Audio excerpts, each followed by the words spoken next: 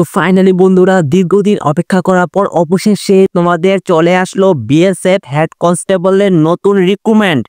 এখানে apply start কবে থেকে হচ্ছে তার last date A to Z তথ্য আজকে তোমাদের কাছে আমি শেয়ার করবো। তো প্লিজ একটাই রিকোয়েস্ট, ভিডিওটা স্কিপ করবে না। আজকে তোমাদের একটা ভিডিওর মাধ্যমে সম্পূর্ণ ডাউটস আমি ক্লিয়ার করে দেবো। আমি কথা দিচ্ছি তোমাদের আর কোনো ভিডিও দেখতে হবে না, তোমাদের সকল ডাউট আমি ক্লিয়ার করে দেবো। ঠিক আছে, একটা রিকোয়েস্ট, ভিডিওটা স্কিপ করবে না। ওকে, তো চলো মূল ভিডিওর দিকে যাওয়া যাক। দেখো, বিএসএফ হেড কনস্টেবলের নতুন রিক্রুটমেন্ট 2025 করানো হবে।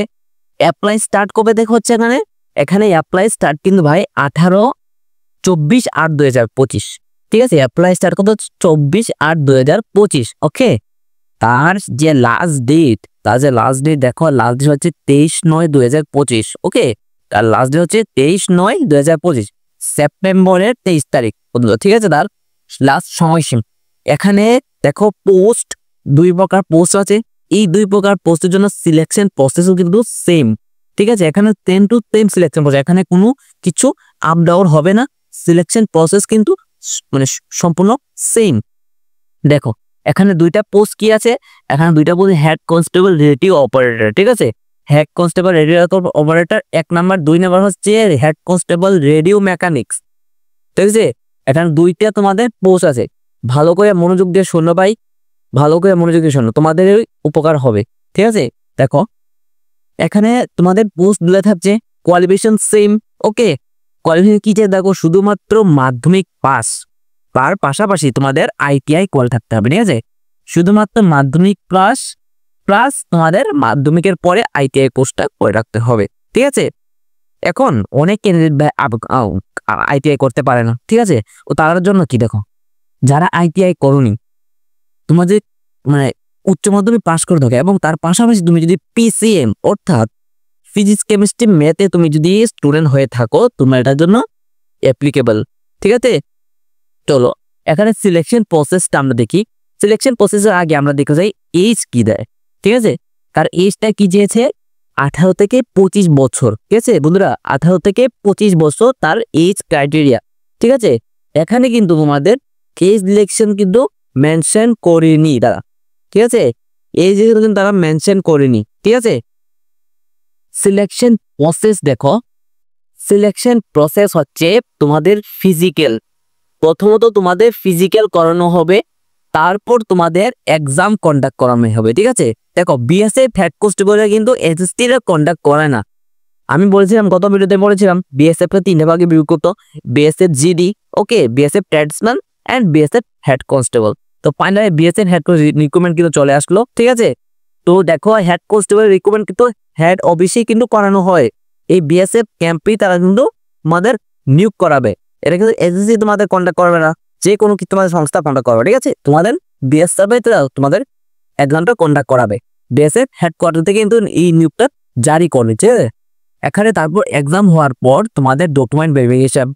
ঠিক আছে, ডকুমেন্ট ভেরিফিকেশন করার পর তোমাদের মেডিকেল টেস্ট করানো হবে। ঠিক আছে, মেডিকেল টেস্ট তোমার সিম্পলি, যেহেতু এটা হেড কনস্টেবলের মেডিকেল টেস্ট সিম্পলিফাই হবে। ঠিক আছে, দেখো অনেকে প্রশ্ন করবে, দাদা এখানে আমি এক্সাম দেবো, এখানে এক্সামের যে সিলেবাস ক্রাইটেরিয়া কি, আমি দেখো আমি বুঝিয়ে দেবো। দেখো সিলেবাস ক্রাইটেরিয়া কি, দেখো সিলেবাস ক্রাইটেরিয়া হচ্ছে তোমাদের একটা এক্সাম করানো হবে। এই এক্সামে তোমাদের কোন কোন টপিক থেকে কোন কোন সাবজেক্ট তোমাদের থাকতে পারে। ঠিক আছে, দেখো কোন কোন সাবজেক্ট থাকতে পারে। প্রথমত তোমাদের ফিজিক্স, যেহেতু তোমাদের 12+ প্লাস PCM চেয়েছে, যেহেতু 12+ প্লাস PCM সেহেতু তোমাদের ফিজিক্সও থাকবেই। ফিজিক্স তোমাদের আছে। ফিজিক্স কোয়েশ্চেন কিরকম আসে ভাই, 10 স্ট্যান্ডার্ড লেভেল আসে। এটা কিন্তু 12 স্ট্যান্ডার্ড লেভেল আসে না, 10 স্ট্যান্ডার্ড থেকে একটু হাই, যদি বলো একটু হাই আসে। ঠিক আছে, তারপর তোমাদের নেট থেকে কোয়েশ্চেন আসে 20টা, তার টোটাল মার্কস হচ্ছে 40 কোয়েশ্চেন। ঠিক আছে, 40টা মানে 40 নাম্বারে। ঠিক আছে, 20টা কোয়েশ্চেন 40 নাম্বারে। তারপর তোমাদের কেমিস্ট্রি থেকে, ঠিক আছে, কেমিস্ট্রি থেকে কোয়েশ্চেন আসছে মানে 20টা কোয়েশ্চেন 40 মার্কস। তারপর ইংলিশ থেকে কোয়েশ্চেন আসছে 20টা কোয়েশ্চেন, তার 40 মার্কস। ঠিক আছে, এখানে বন্ধুরা তোমাদের নেগেটিভ মার্ক কিন্তু উল্লেখ করা আছে। নেগেটিভ মার্ক হচ্ছে 0.25। আমি গত ভিডিওতে আমি বলেছিলাম যে 0.25 মানে হলো 4টা মানে ভুল আনসারের জন্য 1 মার্ক কাটা হবে। ঠিক আছে, 4টা ভুল আনসারের জন্য 1 মার্ক কাটা হবে। এটা হলো 0.25 মূল রহস্য। তারপর আমরা আসি ফিজিক্যালে যে করানো হবে। এখানে ফিজিক্যাল ক্রাইটেরিয়া কি, প্রথমত তোমাদের হাইট এবং চেস্ট দেখানো হবে, ঠিক আছে।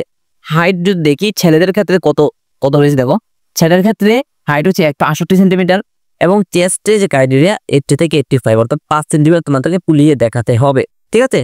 গেল ছেলে। তারপর আসি মেয়েরা। মেয়েদের ক্ষেত্রে কি হয়, ফিমেলদের ক্ষেত্রে 157 সেন্টিমিটার তোমাদের হাইট চেয়েছে তারা, ঠিক আছে। 157 সেন্টিমিটার হাইট চেয়েছে, বুঝতে পারছে। তারপর আসি আমরা রান, ঠিক আছে। রান দেখো, রান হচ্ছে মেলের ক্ষেত্রে আমরা দেখি 1.6 কিলোমিটার, ঠিক আছে। 1.6 কিলোমিটার 6 মিনিট 30 সেকেন্ডের মধ্যে তোমাদের কমপ্লিট করতে হবে, ঠিক আছে। বা এখানে যেতে কিন্তু অনেক সময়, যেটা থেকে কিন্তু অনেক সময় আছে, তোমাদের 6 মিনিট 30 সেকেন্ড পারবা এটা। তারপর মেয়েদের ক্ষেত্রে কিন্তু 800 মিটার 4 মিনিট, এটা কিন্তু পসিবল, 800 মিটার 4 মিনিট সবাই পারে, ঠিক আছে। তারপর আসছি আমরা হাই জাম্প এবং লং জাম্পের ক্ষেত্রে। হাই জাম্পের যে বিষয়টা দেখো, হাই জাম্পের বিষয়টা হচ্ছে মেয়েদের, আমরা যদি ছেলেদের দেখি 3.6 ফিট হাই জাম্প, ঠিক আছে, করানো হবে। আবার মেয়েদের ক্ষেত্রে যে হাই জাম্প করানো হবে 3 ফিট, ঠিক আছে। তোমাদের কিন্তু 3 বার চান্স দেওয়া হবে, ঠিক আছে। তোমাদের 3 বার চান্স দেওয়া হবে, 3 বারের মধ্যে একবার তোমাকে লাগিয়ে রাখাতে হবে, ঠিক আছে। 3 বার তোমাদের চান্স দেওয়া হবে, একবার পারলা না আরেকবার পারলা না আরেকবার তোমাদের দেওয়া হবে, ঠিক আছে। তার 3 বার তোমাদের চান্সটা দেওয়া হবে। সেম লং জাম্পের ক্ষেত্রে তোমাদের 11 ফুট লং জাম্প ছেলেদের ক্ষেত্রে, মেয়েদের ক্ষেত্রে তোমাদের 9 ফুট। এটাও সেম 3 বার তোমাদের চান্স দেওয়া হবে, ঠিক আছে। তো আশা করছি ভাই তোমরা সবাই বুঝতে পারছো। এই নিউজ সম্পর্কে তোমাদের কোনো ডাউটস নেই। যদি কোনো ডাউটস থাকে অবশ্যই আমার কমেন্ট বক্স আছে, আমাকে কমেন্ট করো, আমি প্রত্যেকটা কমেন্টে রিপ্লাই দেবো, ঠিক আছে। গত ভিডিওতে কিন্তু আমরা রিপ্লাই দিয়েছি, এই ভিডিওতে আমি রিপ্লাই দেবো, ঠিক আছে। এবং তোমরা যদি চ্যানেলটা ভালো লাগে, এই ভিডিওটা যদি ভালো লাগে, অবশ্যই এই চ্যানেলটি সাবস্ক্রাইব করে রাখ, কারণ এই চ্যানেলে আমি সর্বপ্রথম গভর্নমেন্ট জব আপডেটস প্রোভাইড করি। এবং ভিডিওটা শেয়ার করবে এবং বন্ধুদের লাইক করবে, ঠিক আছে। তো দেখা হচ্ছে বন্ধুরা পরবর্তী ভিডিওতে নতুন কোনো আপডেটের সাথে, নতুন কোনো টপিকের সাথে। জয় হিন্দ।